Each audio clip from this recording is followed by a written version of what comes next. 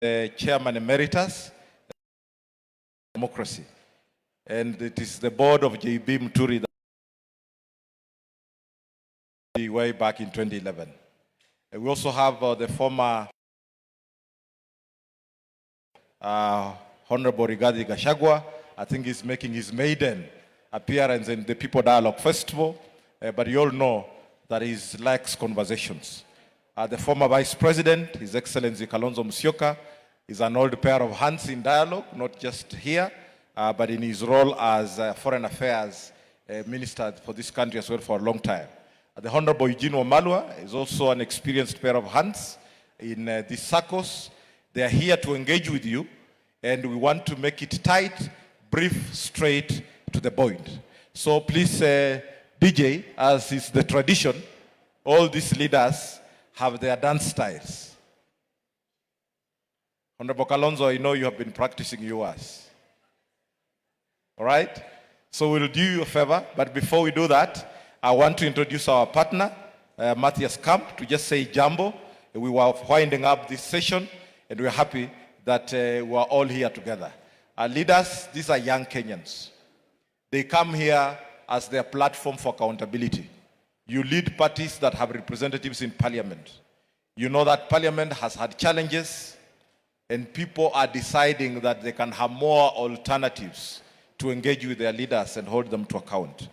Number two, we come to your rallies and we listen to you. When you come to People Dialogue Festival, give you a chance, we listen to you, and then you also listen to us. So we want more of dialogue in our festival, and you can enjoy your political platforms in the rallies where you also speak to us. And then finally, the question of 2027. Young people must be supported, inspired by yourselves, leaders. Give them a reason to even not just to vote for you, but even just to register as voters. IEBC was here yesterday with us for over 5 months since September 2025. Out of the targeted 6.3 million Kenyans, young Kenyans, they have only been able to register 216,000 over 5 months. Mass voter registration is coming. We expect that you leaders will inspire these young people to want to register and to want to vote for you. In 2027, we expect that you leaders will be the peace champions, because we want you to keep these younger people safe. We want them to feel secure as they participate in your political activities, and also they engage in the electoral process.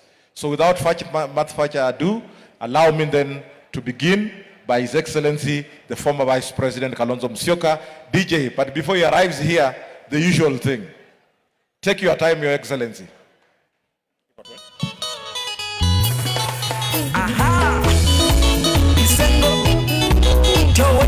The wife members, you are free to bring your leader.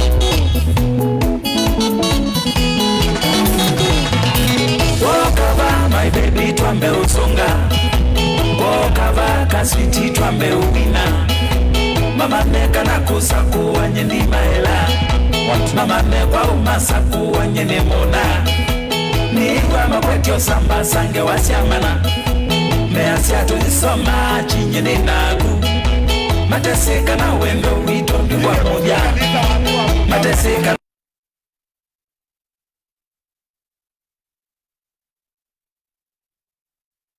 oine namba tene maiva tuichati ginokalika boxi yakwa ekamaloze ze.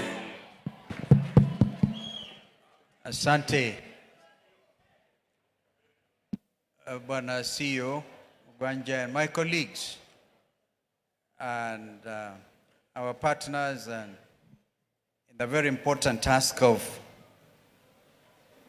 developing democracy in our region, in our continent, in our world, Center for Multi-Party Democracy. We thank you for your continued collaboration.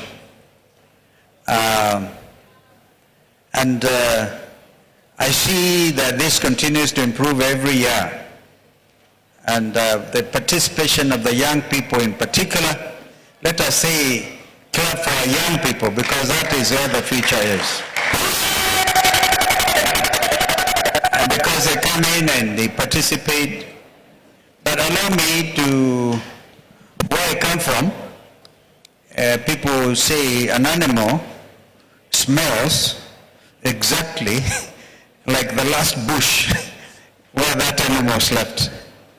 An animal will smell exactly like the last bush where that animal slept. And we're coming straight from a press conference, so we are smelling issues that may sound peculiar, but they are all interlinked. They're interlinked because everything is based on the framework document called Constitution 2010. And that document says, we the people. That is exactly what it is, a clarion call that we the people. And it is in that spirit that we have come from a press conference. We are dealing with mainly economic issues, and that's why we are improperly dressed, I think. My colleagues here and I wearing tie, except Ndugu JB. The rest of us, I don't know, we chose to wear ties, but that's okay. I hope we can tolerate it. Maybe we also did it for the young people, lest you think we are always on the campaign trail, or we are whatever, and we therefore look, I think, a bit more presentable to you this morning. But allow me, in the spirit of the Kenyan Constitution 2010, to re-emphasize that the sovereignty of the Republic of Kenya is vested, if you like, belongs to the people of Kenya. And that is under Article 1. And the people of Kenya can choose to exercise that realization of sovereignty in one important way. They can choose, they normally would do it through their democratic representatives, i.e. their members of parliament, their MCAs, their senators, their governors, their, and so that team of Kenyans who get elected, wananchi trust them and trust them with the exercise of their sovereign power. But whereas in the present circumstances, abuse becomes the order of the day, then the Kenyan people, in exercise of their sovereignty, can exercise that right directly. And that is what they did, for example, in 2024, when the young people came out and said no to terrible legislation. And they became the champions worldwide of in government, transparency in the conduct of public affairs. I don't want to be long, because when I came in, you talk about social democracy, social justice in the marketplace, or something like that. But my view is, all this has to be premixed on the very important document called the Constitution. It is that document, and I think the proper letter that was given to us by the late President Mwai Kibaki, whom I had the honor to serve as his deputy, or as his vice president. But they changed these things after Kibaki, so Rigiji became deputy president. Tell the People's Festival the distinction between a deputy president and a vice president. Because the Constitution 2010 may not have been a perfect document, and that there are those of us who believed 80% was okay. But I think this is a time, as we look forward to 2027. By the way, I don't like to talk about 2027. I talk about the urgency of the situation, which is next year. Let us not talk about 2027. The urgency of the situation in this country will go to the polls next year. And what does that mean? Mr. Mugwanji, the CEO, has mentioned that when I was coming in, I saw a desk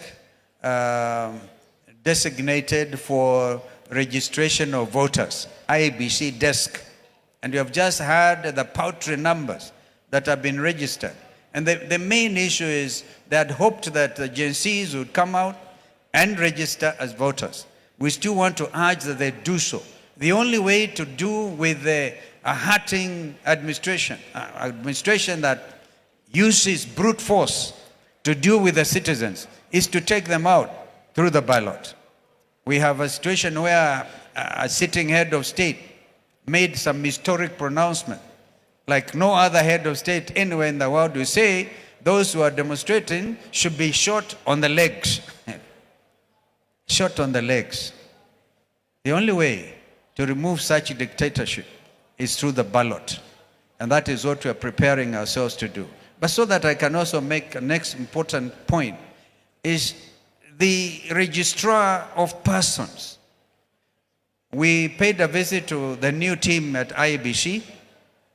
We propose to pay another visit. Are expeditiously issued with the national identity cards and thereafter registered as voters for next year's purposes. This is so basic, this is so fundamental. And any attempt to deny young Kenyans from any part of the country from registering as becoming citizens by getting their IDs is actually acting against the constitution of this country and the future of this country. So I want to say, People's Festival, hoye! Can you give me, when I say wiper, because that's my party, and here we also demonstrate who we are. Sisi ni wiper tunasema, tukisema wiper, you give me Komboa Kenya. I remember we rebranded from purely because it's very easy to talk about democracy as a democratic movement when your rights are heavily sat upon. So we changed to patriotism, patriotic Kenyans, in order to capture the spirit of the young Kenyans who have expressed their patriotism by calling out a rogue administration. So nikisema wiper, give me Komboa Kenya. Wiper. Wiper. Wiper. Are you guys ready? I'm ready, and I'm sure all these colleagues are ready. If I breached your protocol, what did you expect? You call us, and we have to do that. And really enjoy, because this is a festival. So maybe next year, God willing, I'll not come dressed in a tie. You can come dressed in your traditional attire and celebrate. Some of the world's greatest festivals happen in Latin America. People dance throughout the whole week, go dancing and celebrating their culture, celebrating who we are. But if you have forgotten everything, remember, the sovereignty of the republic belongs to the people. We the people. Thank you very much. We'd just like to take questions very quickly from the audience. We'd like to take two questions from the audience, please. Yes. So from this side, I'll have one question, and my colleague Charlotte Ako the other side, who will take one question.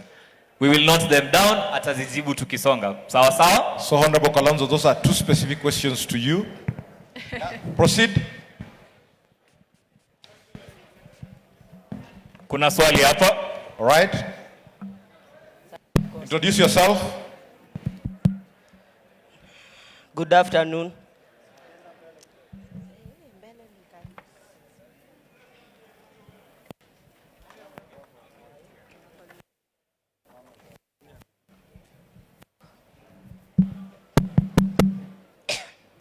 So, good afternoon, everyone. So, my question to His Excellency, the Wiper leader, Kalonzo Musyoka, is after 2027, let's say your party is in the government, what will you do as a leader so as to contribute to Kenya's economy and to make Kenya's well-being better than it is currently? Because we know that currently our country is facing an economic burden. So as per you, your standards, you have your manifestos. What will you do so as to make Kenya's economy be as high as it was in the time of Mwai Kibaki and in the time of, in the time of Mwai Kibaki? Thank you. Asante sana. I want to When remind he leaves high school and goes to college, will he have a job? will your economy, as Excellency the President, give him a job? Such a good Thank you. question. Makofi yake tena. That's Tafadhali. amazing. Thank Wow. you. Amazing. So, I want to remind everyone that all of us are very important for this conversation. Sindio, si politicians peke yao, si students peke yao. It's every single person who is here to make a collaborative future for whose country? Kenya. Now, we have a question here. I'm going to ask, but where are the women? Wanawake, wako wapi jamani? Thank you so much. Vijana hoi. Vijana hoi. Vijana power. Gen Z fire. Gen Z shika. Gen Z finya. Mimi naitwa Senator Ken Babu. Mimi ni kiongozi wa vijana wa United Opposition. Na jinsi nimesikia ndugu yangu pale kwa high school ameuliza, inamaanisha kwamba hii economy inafinya hadi vijana wakiwa shule. Usijibu swali. Na sasa swali. Nataka niulize Your Excellency the Vice President. The main concern that these youth are having is not about us winning the presidency. It's about the unity between you people, the principals, to ensure that in 2027 we are making it a one term. Because for them, these young people out of our engagement, they've decided that they are going to vote one term. Harambe! Ask your question. Thank you. Guys, hey, najua tension iko hapa jamani. Ai, jamani. You know, I get that. I understand that. That is what mentorship does. Yes. I know the people that Ken Babis are hanging around We've noted. are politically lethal. So Yes. I can see he's developing well. Congratulations, my brother, for seizing the moment. Frank. All right. Do we have a question? We want to shift Just this. one woman, because there's Please. a lot of men. And Yes, one lady. Just there's one lady. And then Honorable Rigiji, prepare. DJ, kaa chonjo hapo tulete Honorable Rigiji. Please, your question. Okay, thank you for the opportunity. My name is Melissa Muhonja. My question will go to His Excellency Kalonzo Musyoka. Sorry. Okay, my question is, just as the young man has said, most Kenyan people, most of the population in Kenya are the youths. So you as a party leader, most young people in Kenya are unemployed. What concrete policies will you support to create sustainable jobs for the youths? Okay. Honorable Kalonzo has a question, but we will give you the time to answer. Shoot your question. No. You ball over the questions. We bring Honorable Rigiji, then we'll give you an opportunity to answer. DJ, na wapi watu ya Rigiji? Aya, simameni mahali muko tu. Simameni mahali muko DJ. DJ.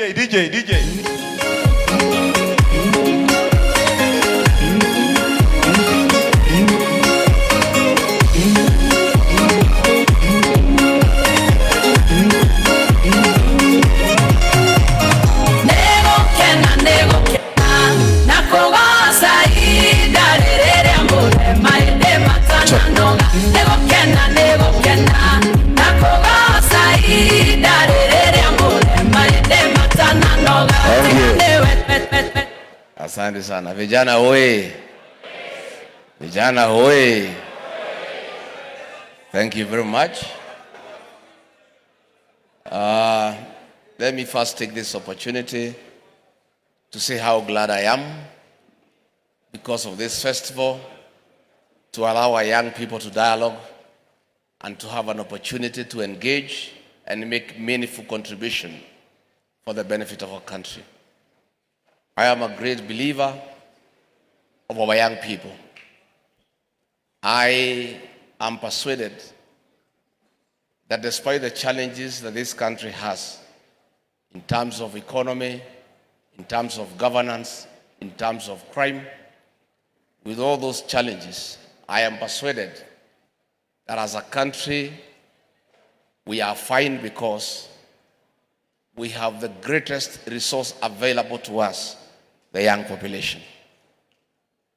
And if we give our young people the opportunity to be on the decision-making table, I'm sure this country will be on the right trajectory. I therefore want to ask our young people not to be bystanders, not to be spectators, but to pursue leadership.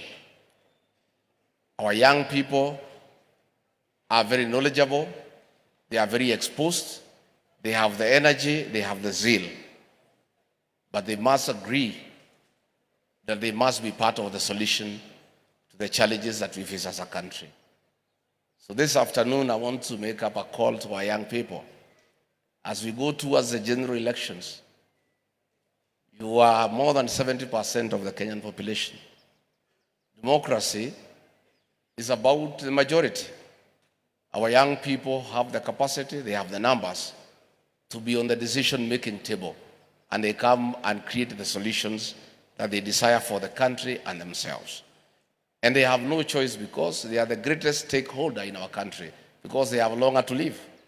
So I want to ask our young people as we go to these elections, please get out of your homes, get out of your comfort zone, and get into the field and be part of the solution by seeking for elective positions. We want to see a situation where our county assemblies, majority, more than 70%, are people below the age of 35. We want to see young people in the National Assembly. We want to see them in the Senate. But I must tell you, nobody will come for you from home.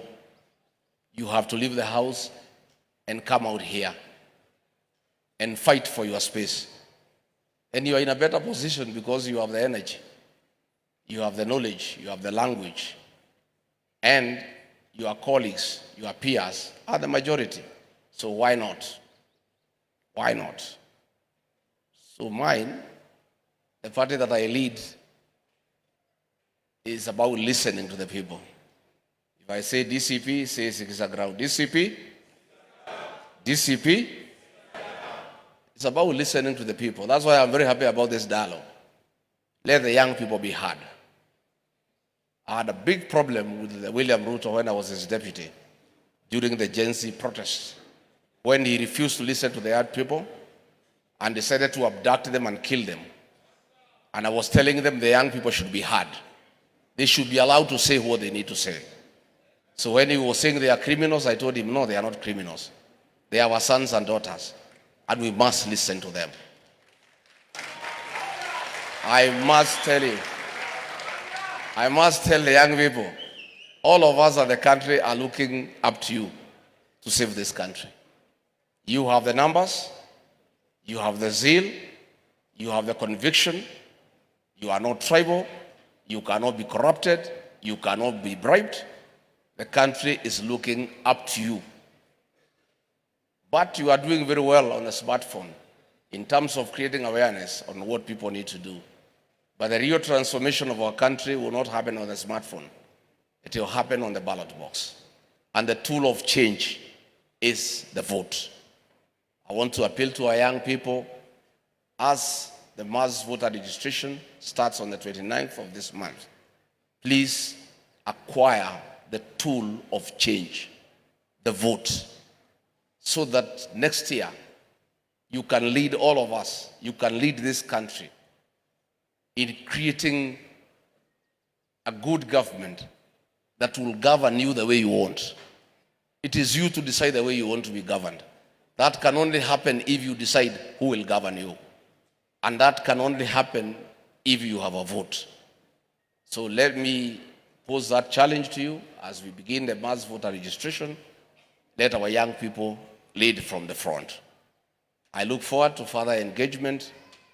Whenever we meet in our public rallies, we always give you a chance to speak and tell us what you think we need to do to create good change for our country. I really look forward to further engagement with our young people, and I want to thank the organizers for this great forum where young people can dialogue, they can exchange ideas, and they can be heard, because they should be heard, because they know a lot, and all of us will benefit from their wisdom, from their knowledge, from their exposure, and we really look forward to that engagement. Asanteni sana. Thank you very much.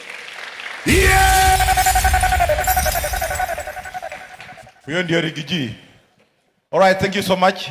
We will be taking 2 questions for Honorable Rigiji. In the meantime, the mic is going to Honorable Kalonzo Musyoka to respond to his questions now. All right? So again, tone and prepare for the questions, but Honorable Kalonzo now is on the floor to respond to his questions. Over Thank to you, you. Your Excellency. The first question, I thank you because you only forgot when you praised the performance under President Kibaki that yours truly was the vice president. So I claim a little bit. And we grew the GDP, the gross domestic product of this economy was nearly a double digit. By the time Kibaki left office, we were close to between 7 and 8% of GDP. Since that time, things have gone where now it's even worse. And so our number one objective will be to transform the economy. Every Kenyan knows there's a terrible problem with the debt burden. Every Kenyan who is born today, wherever they are born with a debt burden. And that is what we must alleviate by, for example, renegotiating our debt commitments the world over. If you had a government that is listened to internationally, then you will be able to reduce the debt burden. But right now, the opposite is happening. We've just been addressing a press conference where we are saying that under the infrastructure fund bill, which we are saying, even as you in this festival should express your opinions, we have said that this is another avenue for growing the public debt. And the worst bit about it is they are doing it outside of the framework, the legal and the constitutional framework. Because all the monies that get raised through taxation and other revenues goes to the consolidated fund.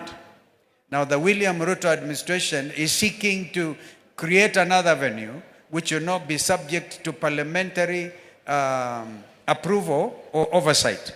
Now, therefore, creating room for greater corruption and a further erosion of the economic growth of this country. Our friend on the other side, I will not talk about Ken because he's only worried about opposition unity. And he didn't ask a question, so you ask him a question after this. But the wonderful lady is concerned about job creation. Now, if you have a government that listens to the people, a government that believes in the rule of law, and a government that has proper international recognition. You know, I personally believe these young people should be citizens not just of Kenya, but the whole world. But first of all, we must set conditions right for you. Some of you may remember I sat in a committee called the National Dialogue Committee.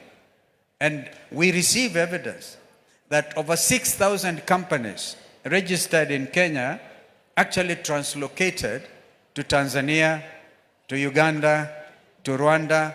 The effect of that is we are losing those jobs.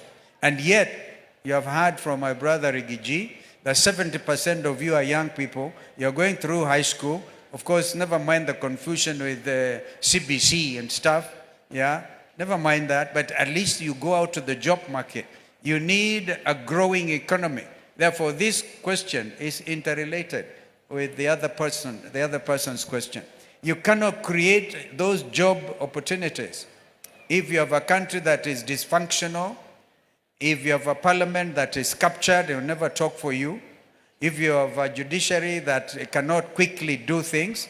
And I'm not here criticizing the judiciary because as we speak, it is the only last line of defense that we have as a country. Because parliament is state capture. The leaders are all compromised. What you have is a cartel leading a whole nation called Kenya. Therefore, we will have to do something very specific, improve on manufacturing sector. Investors will come to invest here and then, do serious business when we have reduced cost of electricity, for example, the reduced cost of doing business, so that within, I don't know whether you know, young lady, that Kenya is a member of COMESA, which is Kenya Common Market for Southern and Eastern Africa, and amongst its members, a country called Egypt. The cost of production of goods in Egypt is a lot lower than here. So a lot of investors choose to go and set up industries.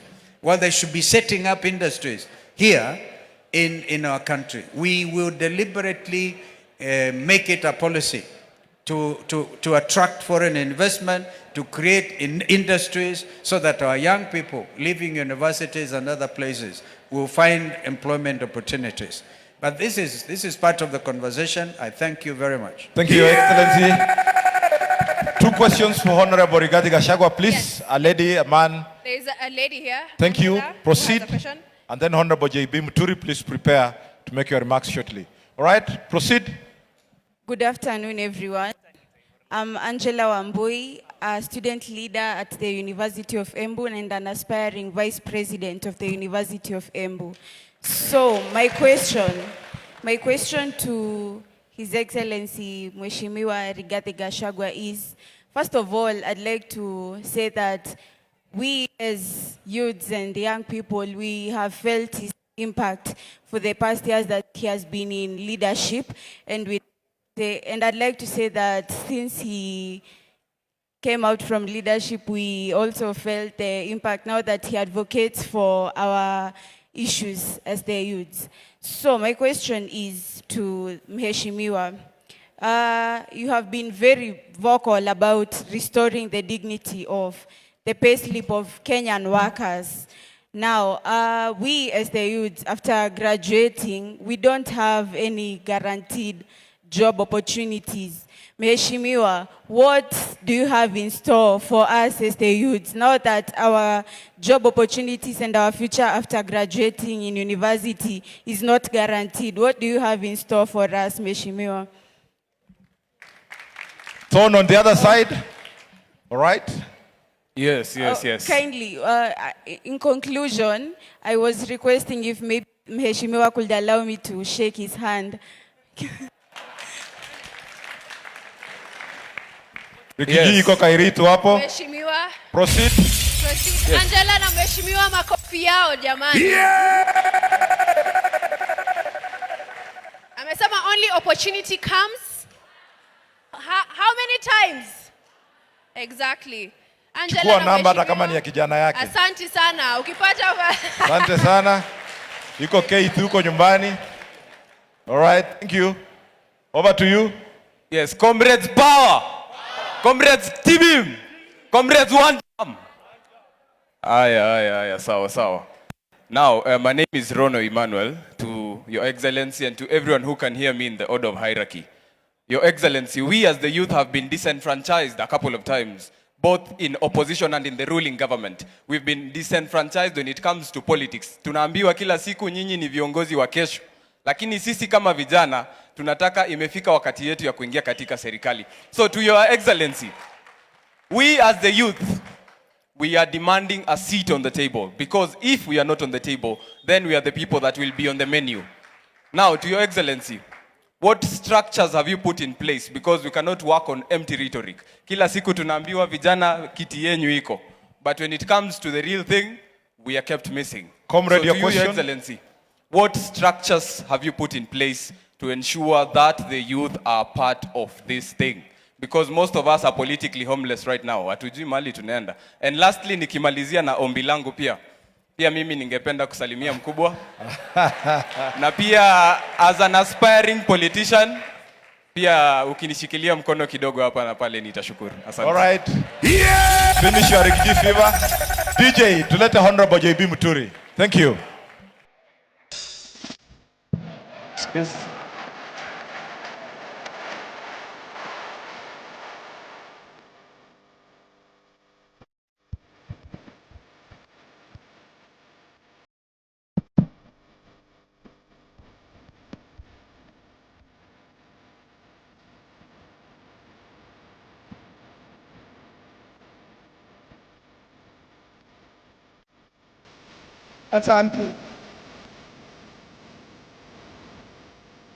Asante.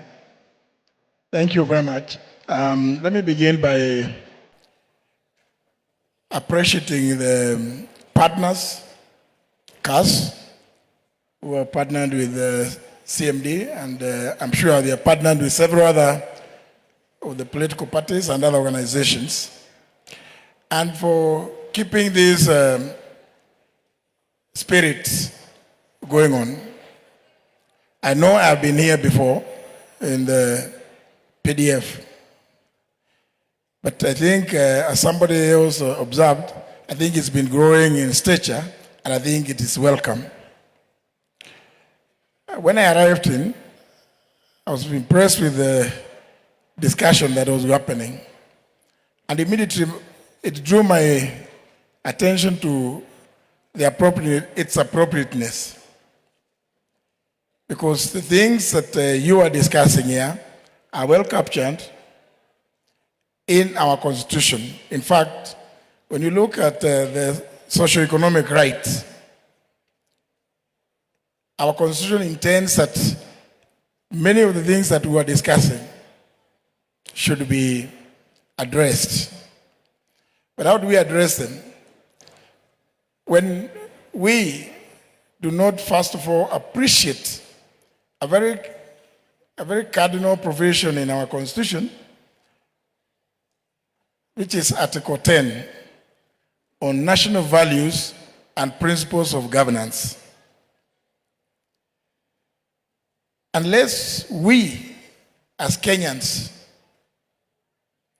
internalize those values, the values of inclusivity, social justice, intergenerational equity, human rights, and the rule of law, we are unlikely, even if we come up with whatever proposals in our manifestos, if we do not internalize those values, people will come with all manner of proposals, programs. Well, the Honorable Rigiji and I were drafted into the last escapade, where we talked about something we are calling bottom up. As we all know, the so-called bottom up has collapsed. It sounded quite great, and everybody got carried away. Yes, this is something that is going to address the plight and the well-being of the majority of Kenyans, but it collapsed. Today, we've come up with all manner of grandiose ideas. They are pushed through our various institutions, most of which have been captured, with the exception of the judiciary. And I want to agree with Honorable KALONZO MUSYOKA. It remains up to now our last bastion of hope. Our legislature, Honorable Mwago is here. An idea such as the one I found, and I found some of the panelists discussing the issue of the National Infrastructure Fund.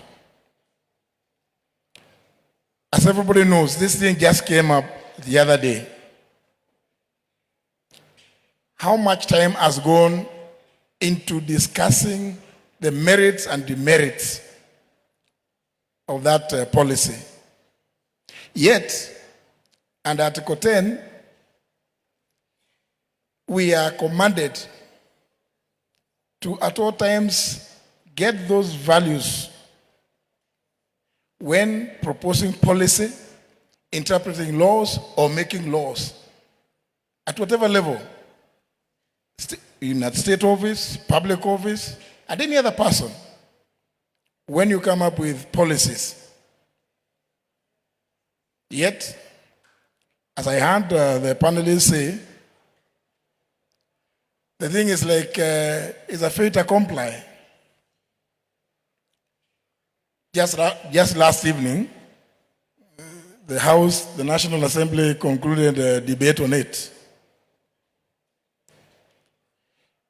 There was an attempt to get one of the committees, the Committee of Finance and National Planning, to do public participation. What was concluded yesterday was debate. So when are the ideas that have come from the public going to find their way into this bill, if at all? This afternoon, most likely it is going to be placed before committee of the whole House. And by the time it passes, there will be, I can assure you, there will be less than 20 members. When they resume on Tuesday, if at all, I don't know when they are going to recess, even the hundreds who are not present will be confronted with a very simple question. A simple question. We did this and this, as many of that opinion say aye. So everybody shouts aye, not even caring what it is you are shouting aye to. Yet, Article 10 dictates that there must be, and the courts have ruled, public participation must be substantive. It must have meaning. I was quite impressed with the discussions from the panelists and the questions that were coming from the floor. So, and I'm not responding to any question that has been asked, but I think some of the questions have also been quite pertinent. It does not matter what policies we come up with also. If we don't sit down, look at this grand norm which we gave ourselves. This document, what does it say? If it says that there's going to be compulsory and free basic education, should it command us or whoever it is that is in office to sit down and evaluate, call these experts? We have many experts in this country. How much would it cost if we are going to do this? Because it is there in the Constitution. Every child is entitled to, as a right to, compulsory and free. And to his credit, and we don't tire saying this, to his credit, one of the last bills that the late President Mwai Kibaki signed into law was actually the Basic Education Act, which, even on its title, is supposed to implement that provision of Article 53 on free, basic, and compulsory education. So it behoves everybody to sit and look through the document. What is it requiring? What is it commanding us to do? So that we do it for the benefit of both ourselves and the future generations of this country. I want to just give a small example. Now that I found this National Infrastructure Bond being discussed, and the moderator is here. Sometimes in the year 2021, there was a proposal to merge Kenya Airways, Kenya Airports Authority, and Kenya Civil Aviation Authority. Bring it into one body. I asked a question. I'm sure some of you may know where I was at that time. Has this thing been discussed? Who's going to? Because there are Kenyans who own shares in Kenya Airways. Kenya Airports Authority is owned by the public, so it's owned by every one of us. When you make it into one body, a limited liability company, how are the Kenyans who have grown these institutions going to benefit? Well, everybody has their own style of doing things, the moderator of that panel. But I read through the document, and I realized this thing is too dangerous for the country. And notwithstanding like we have today, because today, anything that is proposed from the executive will just pass. People will just be bulldozed and some bought, and they will pass. So if you realize you have that kind of situation, you must devise ways of ensuring that that does not happen in the interest of the public. I did what I did, and today, those three entities are still separate. But of course, you have seen the latest efforts which were there, which some of my friends here went to court to stop the Adani deal. It was still going to do the same thing. So I want to really say that I appreciate my presence here and the contributions that I've had from you. I want to assure you that we in the Democratic Party are fully committed to ensuring that what is required of us to implement fully the Constitution, and more particularly issues to do with the rule of law, human rights, and social justice, are enjoyed by every Kenyan. I don't want to say that I want to salute you by whatever salutation, but suffice to say, I believe what our party stands for is, from my heart, you give power to the people. DP, power to the people, because it belongs to you. Even the Constitution acknowledges that. Thank you very much. All right, as the Honorable JB goes down, hand over the mic to Honorable Rigathi Gachagua. He will be responding to his questions. And then Thorn and Charlotte, where are you?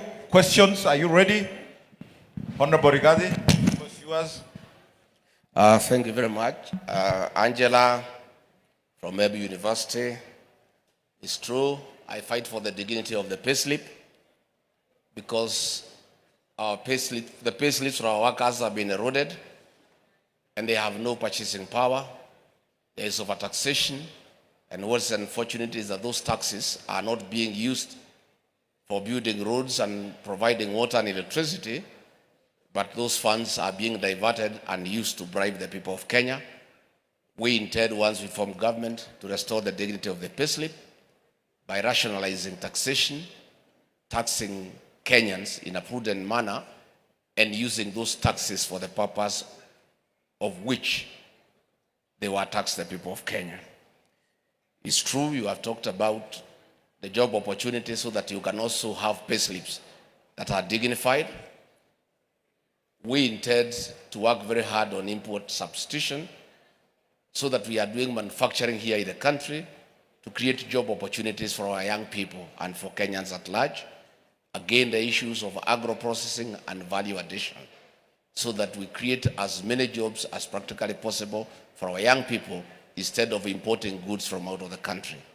Again, we intend to work very hard on financial inclusion where we provide seed capital at very reasonable interest rate for our young people to start small businesses and create employment for other young people. I want to encourage you, Angela, that you are fighting for leadership. That is the way to go. I wish you well. You have my blessings. Go for it. Na usiogope. Emmanuel, it's true. You are saying that for too long the young people have been told they are the leaders of tomorrow. You must fight that nonsense. You are not the leaders of tomorrow, you are the leaders of today. And you must fight for your space on the decision-making table. And if you are not on the decision-making table, make sure you come down with that table. Sindio?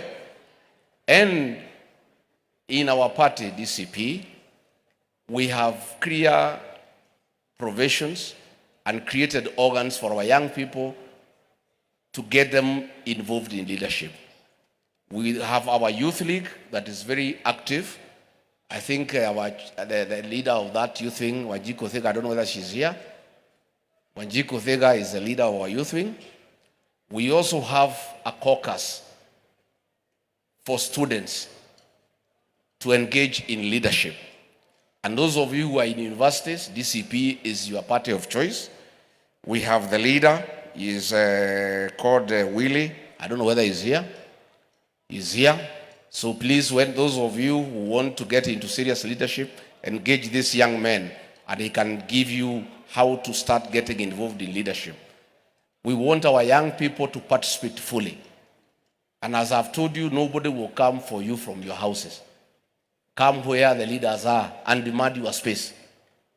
You know, the other day I had a meeting in Kratina, my hometown, and the young people demanded that they must speak before we speak. And that is what happened because we were 90% of the meeting. And that is the way to go. If there is a public rally near where you are, be there and demand your space and articulate the issues that you need to articulate.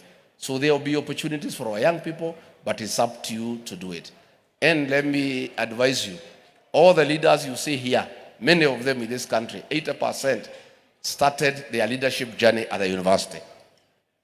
In 1986, I was the chairman of Nyeri District University Students Association in the University of Nairobi. I then became the chairman of the Literature Students Association. And here I am today. That's the way to begin. So, for you to do even practice, hizo viti kwa university kwanza mnyakue. And that's the way you start your leadership journey. You test your muscle on how to mobilize people to support you in leadership. And then your journey for leadership will begin in earnest. Asanteni sana. Thank you very much. Thank you so much, Honorable Rigiji. Honorable Eugene Wamalwa be preparing to come on the stage. In the meantime, can we have questions for Honorable Muturi? But there is a protest, Honorable Rigiji. There is a young lady there that is holding us hostage, that she must ask you a question. So please direct your question, and then we pick questions for Honorable J.B. Muturi, and then Honorable Eugene Wamalwa will be coming on the stage. Yes. So shoot your shot.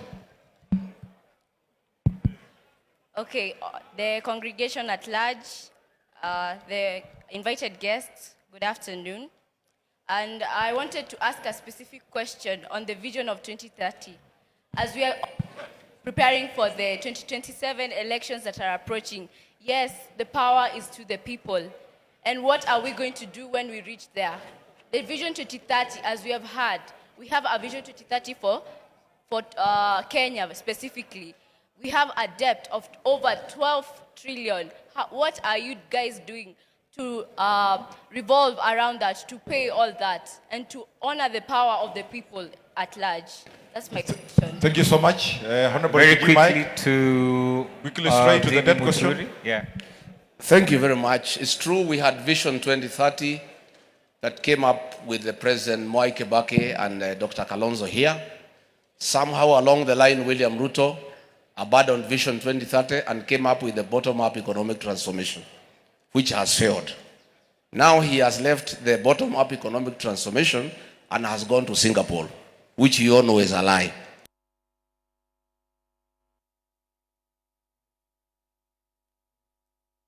Get rid of William Ruto and get back to Vision 2030 going ahead.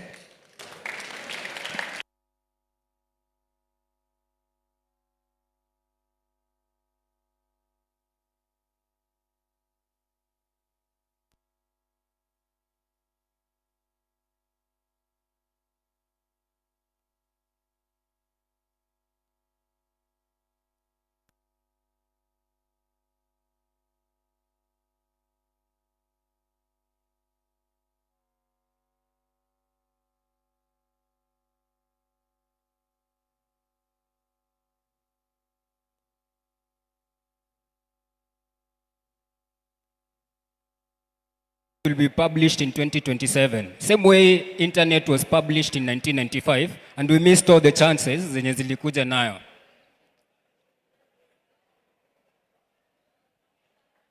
Proceed to your question, please. Yes, how do we leverage technology to ensure that every youth akona economic opportunity to ensure that at least unaweza like I can own a cloud computing, I can own a cloud asset,